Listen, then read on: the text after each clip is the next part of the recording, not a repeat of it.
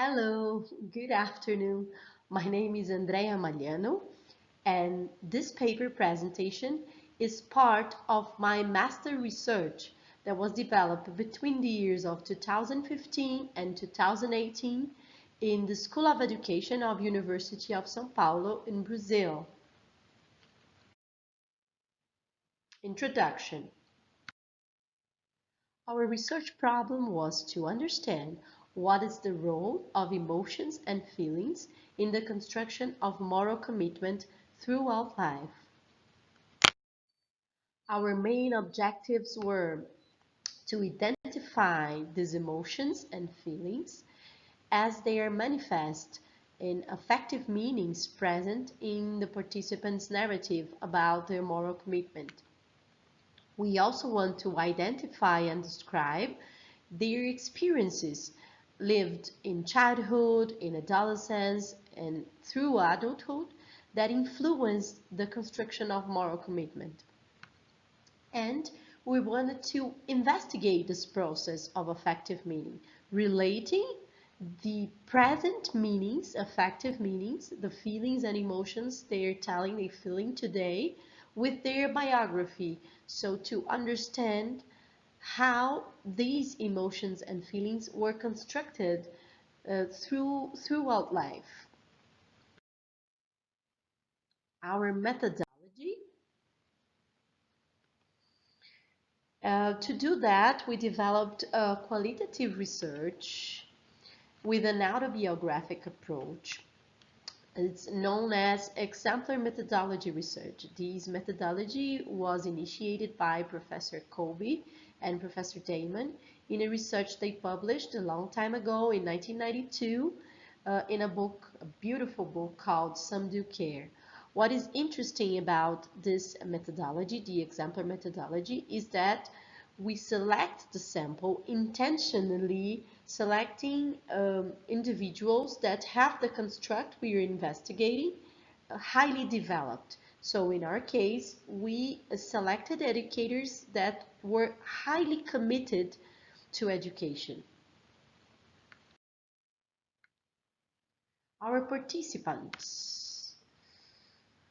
Well, our participants were five Brazilian school leaders that were publicly recognized by their deep engagement to education. They are from different regions of the country, and two of them from the countryside on rural schools, and three of them in large urban centers, São Paulo and Salvador, and most of them in vulnerable and poor communities of Brazil. Two of them in communitarian schools and three of them in public schools. And all levels of education were involved. So we have early childhood, elementary school, high school, and youth and adult schools.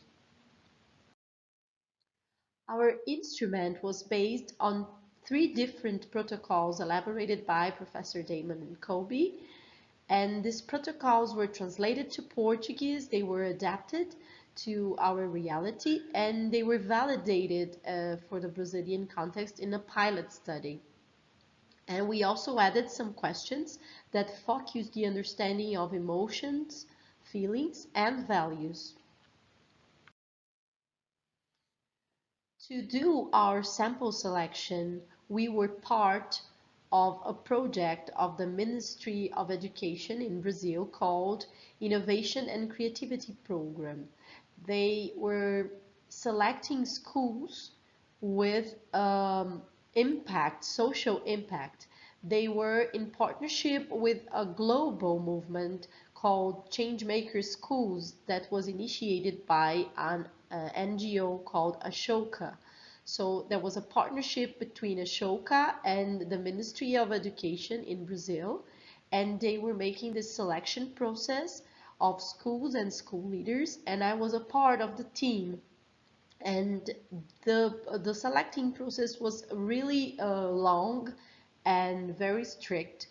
So they had to be nominated by social entrepreneurs in the area of education, They had to answer a questionnaire, and then our team went visiting the school. So I visit most of the schools, and then after visiting, interviewing students, parents, families, teachers, and the leaders, they came to São Paulo and went through a panel. This panel, they were interviewed by university professors and social entrepreneurs in the area of education.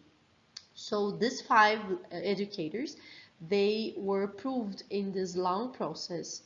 And after that, we made the interview in another moment, not in the moment of selection. And they lasted about 2 hours, and they were semi-structured. So we followed the protocol, but there was a dialogue. And um, they were very long and very emotional interviews. And the data analysis, we didn't have previous categories. So we didn't have the lens to look at the analysis before we had the data. So after we had the data, we built the categories, the lens we're going to use to look at them. From this discourse, from their speech, we elected the categories. As results, we found that the effective meanings of moral commitment were accomplishment, joy, confidence, fulfillment, and all these words you see in your screen.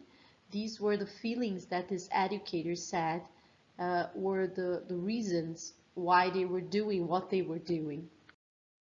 So, as we see in your lines, Elton says that it's a really good feeling of accomplishment. Today I see that it was the greater opportunity I had in my life, getting to know pressing movement, acquaintance people that are so committed with a collective cause and not just with their selves.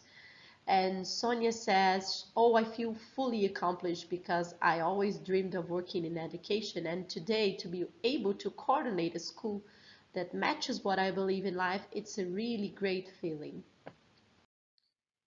This is the line of Anna. I feel fully accomplished. If someone asks me, is there anything you would like to do in life? I feel I did what I wanted to do. And Fernando says, man, this is not work. I can't call it work. It's something that gives me so much pleasure and fulfills me in so many ways that I can't call it work. If I call it work, it will be a lie. And he laughs a lot telling me that. And it's something very pleasant. And Eda says, the school nurtures me. I go there with plenty of joy, plenty of satisfaction, this feeling of being here, listening, and being able to help. So as we see, these feelings of joy are what move these educators. And the feeling of duty itself, it was not sufficient or not enough to cause this moral commitment. As we see here in Elton's line, he is literal when he says, much more than an exercise of gratitude, or in addition to being an exercise of gratitude, because I went through the process, it is a way of making me feel good. So he says, because when you do something for others, it looks like you're doing it because someone did it for you and you feel obliged to do it. I don't have this feeling of obligation. It's a feeling that I do it because it makes me feel good. So I like to do it. This is the line of Elton telling how much joy he feels in helping these students to get in the university, just like they did it before for him. Feelings of pain and sorrow are also very present in the lives of these moral leaders. So it's not all joy and satisfaction, of course, but what's interesting is the way they manage to build new effective meanings from hard experiences. So in this line, Ada tells us about a violence she suffered when she was very little, and she couldn't read a word with the right accent because she had an Italian family and she read it with a different accent from what the teacher was expecting. And the teacher hit her with a wooden pencil case in her head and cut her hair, and she bled. So she was bleeding, and then she got home and her mother beat her up, because she should have paid attention. So she says, oh, it was other time, it was another reality. Well, Eda is about 70, so it's really another reality these days. But what is very interesting of this line is the way she finishes it. She says, well, that experience should tell me to avoid school, right? But instead it made me start to think, why couldn't children express themselves in any way? I was very questioning, she finishes saying that. So Ada manages to give a different affective meaning, although she felt, probably when she was a girl, she felt sad and she felt angry about this, but this built in her a will for change, to change education, to make education different. And so in studies that we have in University of São Paulo about violent environments, we see that children that suffer violence usually tend to reproduce this behavior and become violent adults. So our hypothesis here is that Ada integrated these bad experiences with the whole of her intuition of her experiences that was filled with affection, with care, with these loving experiences she had in school and home, in other moments. So this is our hypothesis, and she could, integrating this to the whole of her experience, build new affective meanings. The social and cultural experiences that influenced moral commitment. Well, what do these moral leaders have in common? What experiences do they have in common? So they all have lived together or had close contact with examples in their lives, examples of generosity, of honesty, of engagement, and in their family mostly, but also teachers, peers, and people they got to know in their lives uh, during childhood, and this process was repeated. So they had examples in childhood, they had examples in adolescence, and they have examples in adulthood. So throughout their lives they have these experiences of bonding and getting to know people that were examples to them. Also, they had the experiences of engagement themselves. They were part of social, religious, student movements. They were very active people in the society during adolescence and youth. They all had positive experiences with knowledge. They all say they love to study, they love to read, they felt joy in learning. Although most of the joyful experiences they have with knowledge were not in school, were in other spaces out of school. As professionals, they worked in schools where they could be autonomous, they could be creative, and they could somehow put these ideas they had in practice. And they all worked in schools with collective work, with this group experience. In public schools, we have 3 public schools. They all tell us that it would be impossible to do what they were doing without the endorsement of public policies. So they have a political context that was very favorable to these changes they were making. And all of them, in some part of their lives, some moment of their lives, they had a network of affective and material support to do the changes they were doing. So sometimes they had to struggle alone, and they tell us that they felt really lonely sometimes, but in important moments they had this network of affective and material support. Our discussion. So what did we conclude about the role of emotions and feelings in the construction of moral commitment? Well, our first conclusion is that social experiences of affection, of respect and care, being respected, being taken care, respecting others, taking care of others, and feeling good about this, compose this intuitive repertoire that influences moral intentions and actions throughout life. As Damasio points out, these emotions and feelings mark these experiences. They are semantic markers and they indicate the ones that should be repeated and the ones that should be avoided. So the cognitive, affective, experiential knowledge constructed through social and affective experiences seems to be the real source of moral commitment and not the simple rational knowledge of what's right and wrong. So as we see in the experiences that these educators tell us, they're talking about life, they're talking about experiencing, living with people, acting in the society. They are not talking about a class they had about the concept of justice. So moral commitment seems to arise from this intuitive, cognitive, and affective knowledge and gradually become more conscious and intentional in a feedback, interactive relationship between the intuitive knowledge and the rational reflection throughout life. So as we're going to see here in the diagram, we have social experiences. These social experiences have affective meanings. They are built in relation and they compose an intuition. And this intuition is not only emotional, it's cognitive and affective. And then this intuition arises in our conscious, and reason and will dialogue with this intuition so that we have new social experiences and so on. These are some of the educational consequences of our research.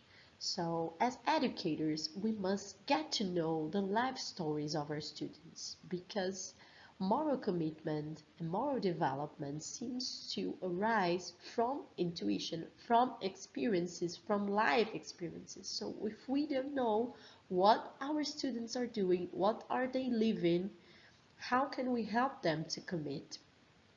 And we need to provide in school an environment of care and affection, and not only in the teacher-student relation, but in the culture of the school, because teachers need also to feel respected and cared, so they can respect and care students and care for students. Well, feeling joy in learning, it's a very important experiences, and as we saw, our leaders didn't have these experiences in school. They had out of school. So school needs to open its doors to reality, to communities, and get to know moral leaders, social movements, NGOs, get to know the environment where these young people are, where these children are, what are they doing, and so start this dialogue. So providing these students contact with moral examples. And we're talking about developing morality in teachers, but also identifying in school, in school community and in the community, these moral leaders and bringing them to school. So we have to allow students to form these groups where they can build effective bonds and cultivate their moral commitments, promoting this community of students in school.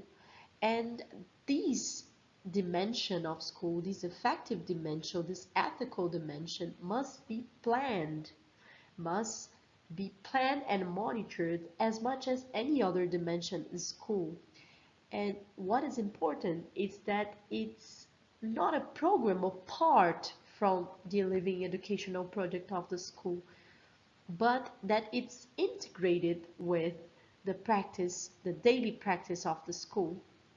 So teachers' education also must contemplate this affective and ethical dimension, and not only theoretical, But in their daily routine, they must have this relationship. They are kind, they are sincere, and they must feel joy in being educators, because that was what the leaders said. They felt joy about being educators. And to finish our research, our presentation, sorry, we need to know more about affection. We need to research much more about affection, because it's a very important dimension of our lives that it's really uh, that it's really not being investigated enough. So this is our contribution, and this is our references, our main references. Thank you.